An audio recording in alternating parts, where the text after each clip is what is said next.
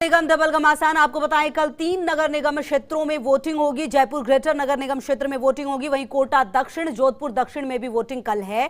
आज पोलिंग पार्टियों को रवाना किया गया है। उधर डोर टू डोर प्रचार कर रहे हैं प्रत्याशी। कई क्षेत्रों में बागियों ने बनाया त्रिकोणीय मुकाबला। 3 नवंबर को होगी सभी 6 निगमों में मतगणना। तो कल का दिन बेहद महत्वपूर्ण रहने वाला है। आज पोलिंग पार्टियों को रवाना किया गया है। कल वोटिंग होनी है जो 3 निगम बाकी हैं उनमें, और बेहद महत्वपूर्ण होगा ये मुकाबला। कई जगह पर त्रिकोणीय मुकाबला, कई जगह पर सीधे सीधे आमने सामने बीजेपी और कांग्रेस।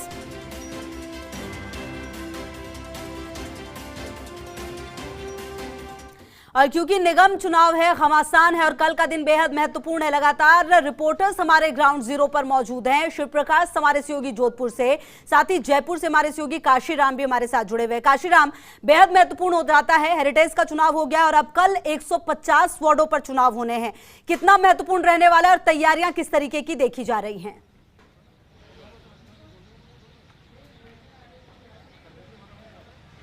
जी बिल्कुल खुशबू, देखिए नगर निगम का जो ग्रेटर का चुनाव है कल सुबह से शुरू हो जाएगा। 7:30 बजे से मतदान होना है और बड़ा ही महत्वपूर्ण रहेगा क्योंकि हेरिटेज का चुनाव हो चुका है और ये जो औसत है वो मतदान प्रतिशत जो रहा है कल का बहुत ज़्यादा नहीं रहा था। तो ऐसे में अपेक्षा की जाती है, प्रयास यही रहेगा निर्वाचन विभाग का कि उससे ज़्यादा मतदान प्रतिशत रहे, और इसके लिए जो सरकारी स्तर पर जो प्रयास होने हैं वो सभी प्रयास चल रहे हैं। उससे पहले जो अलग अलग पार्टियां थीं और जिनके जो कार्यकर्ता थे उन सभी का चुनाव प्रचार कल शाम को 5:30 बजे समाप्त हो गया था। और अब हालांकि आज भी दिन भर लोगों ने घर घर मिलकर लोगों से चुनाव प्रचार किया है, लेकिन अब वो पूर्ण तरह से समाप्त होने की ओर है और कल सुबह मतदान होगा और उसके बाद रिजल्ट आएगा। तो किस तरह के मुद्दे हैं जिन पर चुनाव लड़ा जा रहा है, इसके लिए हम आम जनता के बीच चलेंगे। मालवीय नगर विधानसभा क्षेत्र के वार्ड 141 में हम यहाँ खड़े हैं, बरकत नगर बाजार में। बहुत सारे यहाँ के जो स्थानीय निवासी व्यापारियों से जानने का प्रयास करेंगे। सर, किस तरह की उम्मीदें हैं कि आपके मुद्दे हल हो जाएंगे इस बार चुनाव में? सब हम उम्मीद करते हैं कि हमारा प्रत्याशी वो होना चाहिए जो हमारे यहाँ की साफ़ सफाई की व्यवस्थाएं सुचारू रूप से चला सके। यहाँ पानी काफ़ी जब बारिश आती है तो भर जाता है, तो उसको सही तरीके से उसका व्यवस्थाएं कराए। लाइटिंग की व्यवस्थाएं हमारे सही रूप से नहीं है। तो आपने आपके जो प्रत्याशी है उनको बताया ये समस्या है कि यहाँ ऐसी समस्याएं रहती हैं? हाँ, सबको हमने बताया है। अब कौन उसको सही तरीके से करता है नहीं करता है। ट्रैफिक व्यवस्थाएं यहाँ ठीक नहीं है, वो सुचारू रूप से होनी चाहिए। नगर निगम का जो चुनाव होता है वो छोटे छोटे मुद्दों को लेकर के होता है, बिजली, पानी, सड़क की समस्या है, लाइट की समस्या है। तो आपका जो इलाका है किन मुद्दों को लेकर आप चुनाव वोट देने वाले हैं? सर मेन तो वही है, थोड़ा साफ़ सफाई वगैरह हो जाए ढंग से। और मेन क्या है कि अपने यहाँ पे पानी, जब बारिश के टाइम पे पानी बहुत ज़्यादा भर जाता है, तो उसको निकालने की कोई व्यवस्था हो उस चीज़ से। कोरोना के चलते इस बार वोटिंग कम हो रही है, आप वोट करने जाएंगे या नहीं जाएंगे? जाएंगे सर जी, वोट करने जरूर जाएंगे आप। और क्या लगता है कि आपने जो प्रत्याशी मन में ठाना है वो आपके मुद्दों को पूरा करेगा, चुनाव जो आपने सोचा हुआ है? नहीं, चुनाव तो देगा प्रत्याशी, हर प्रत्याशी के लिए चुनाव मिलेगा, वो वोट मिलेगा। लेकिन क्या है कि थोड़ा जनता में वो उमंग उत्साह नहीं है जैसे कि पहले होता था। कारण क्या है इसका, उमंग उत्साह क्यों नहीं है? मुख्य कारण ये आर्थिक स्थिति डाउन हो गई है, जो उससे निपट रहा है हर इंसान। देखिए कहीं ना कहीं दिक्कतें हैं थोड़ी सी कोरोना की वजह से, उनको लेकर। सर, आप भी मतदान करने वाले? हाँ जी। क्या मुद्दे हैं जिनको लेकर आप मतदान करेंगे? आपको उम्मीद क्या है पार्षद? मुद्दे तो सर जो अभी कोरोना काल में जो भी हुआ है, तो ये होना चाहिए कि धीरे धीरे दीपावली का त्यौहार नजदीक आ रहा है, लोगों को उम्मीद है कि थोड़ा बहुत व्यापार भी बढ़ेगा। और मैं सर यही आशा करता हूँ कि जो बिल्कुल काशीराम, देखिए जो जनता है उनके लिए अब कॉन्सेप्ट बिल्कुल क्लियर है और उनको पता है कि अब उनको किसको वोट देना है, क्योंकि समय बहुत ज्यादा है नहीं। और ऐसे में ये क्लियर होना ही चाहिए कि आपका जनप्रतिनिधि कौन होगा। आपके पास वापस लौटेंगे, लगातार बने रहिए आप हमारे साथ।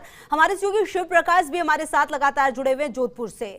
देखिए शिव प्रकाश, कल भी हम बात कर रहे थे और कल भी आपने कुछ जो प्रत्याशी थे उनसे भी बात की, कल जो कुछ लोग थे जो वोट देंगे उनसे भी आपने बात की थी। बहुत महत्वपूर्ण हो जाता है जोधपुर उत्तर के बाद जोधपुर दक्षिण का ये चुनाव, और कहीं ना कहीं अपने आप में बेहद खास है। लेकिन कल जब लोग निकलेंगे घरों से, उनके जहन में सबसे ज्यादा महत्वपूर्ण कौन सी बातें होंगी जो वो अपने लिए जनप्रतिनिधि चुनने जाएंगे? उसमें सबसे बड़े मुद्दे कौन से होंगे?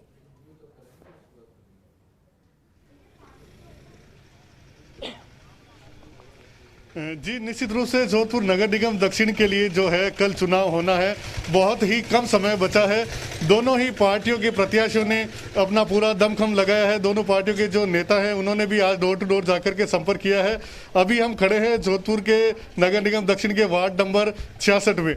यहाँ की कई समस्याएं हैं। शहर विधानसभा क्षेत्र में ये वार्ड आता है। कुछ लोग हमारे साथ मौजूद हैं, हम उनसे बात करेंगे कि जब वो मतदान करने जाएंगे तो उनके दिमाग में क्या क्या प्राथमिकता रहेगी, किस तरह से वो अपने प्रत्याशी को चुनेंगे। बताएं भाई साहब कि क्या आपका मानना है, आपका पार्षद प्रत्याशी कैसा होना चाहिए, क्या मूल समस्या है इस वार्ड की? हमारे पार्षद प्रत्याशी पढ़ा लिखा, समझदार और क्षेत्रवासी से संपर्क में रहा हुआ हो और जो एक्टिव हो, युवा हो। इसलिए हम ये चाहते हैं कि पूर्व में जो पार्षद था हमारे वार्ड के अंदर कार्य बहुत मतलब शिकायतें बहुत आई, कार्य पूरे नहीं हुए, सफाई की व्यवस्था नहीं हुई और हम सब क्षेत्रवासी बहुत परेशान थे। हम ये चाहते हैं कि अब इस टाइम जो वार्ड नंबर 66 का प्रत्याशी है वो ऐसा हो जो कि हमारे हर समस्या का हल हो। वार्ड पिछली बार जब चुनाव हुए थे कई वादे किए होंगे, आगे भी इस बार भी कई वादे किए, क्या मानते हैं आप कितने वादे पूरे होते हैं? पिछली बार जो वादे हुए वो एक भी पूरा नहीं हुआ। ना प्रत्याशी पार्षद प्रत्याशी ने कहीं गए नहीं, पहले घर घर घूम के क्या वो वादे पूरे करेंगे। बेसिक समस्या जो होती है ना वो भी पूरी नहीं हुई। सड़क की है, पानी की है, सफाई की है, एक भी समस्या पूरी नहीं हुई।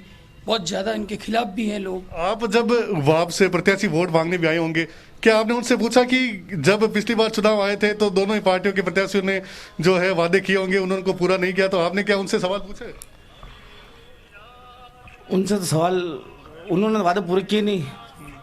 अब ये जो है पढ़े लिखे होने चाहिए पार्षद वार्ड नंबर 66 के। आप जो है, हम आपसे क्योंकि बुजुर्ग हैं, आप भी, कोरोना का संक्रमण है, क्या मानते हैं, क्या आप मतदान करने जाएंगे? और जाएंगे तो आपके दिमाग में क्या मुद्दा रहेगा, क्या समस्या को लेकर? हमारे दिमाग के अंदर ये समस्या रहेगी कोरोना के हिसाब से कि सबको मास्क लगा के वोटिंग करनी चाहिए। क्या समस्या आपके वार्ड की है? वार्ड की सफाई की है, न पानी की वगैरह इस तरह की सफाई। महिलाओं की सीट है दोनों ही महापौर की, आप भी महिला हैं, तो किस तरह से आप जब मतदान करने जाएंगी तो आपके जहन में क्या बात होगी? क्या महिलाएं उतनी सक्षमता से काम कर सकती है? बिल्कुल, महिला सक्षमता से काम कर सकती हैं। आज की तारीख में महिला को पुरुष को बराबर का दर्जा दिया गया है और हमारी कई समस्या बाकी रह गई है। जब पूर्व पार्षद थे उनसे बोला कि हमारी समस्या पूरी नहीं हुई तो वो कभी वार्ड में आके भी नहीं देखा है। इसलिए ये चाहते हैं कि इस बार ऐसी समस्या नहीं हो। तो देखिए, अब की बार जो है मतदाता जागरूक हो चुका है। वो ये चाहता है कि पिछली बार जो उन्होंने गलती की थी, चाहे कोई भी पार्टी का प्रत्याशी रहा हो, उसने अगर वादे पूरे नहीं किए तो इस बार वह सोच समझकर अपना मतदान करेंगे, ऐसे प्रत्याशी को चुनेंगे जो उनके साथ बीच का हो, उनकी समस्याओं को प्राथमिकता के साथ सुने और जो भी उनकी समस्याओं का समाधान करे। तो निश्चित रूप से कहीं न कहीं जनता अब जागरूक होकर के मतदान कर रही है, जो एक अच्छा संकेत भी है। बिल्कुल, चलिए लगातार नजर रहेगी। बहुत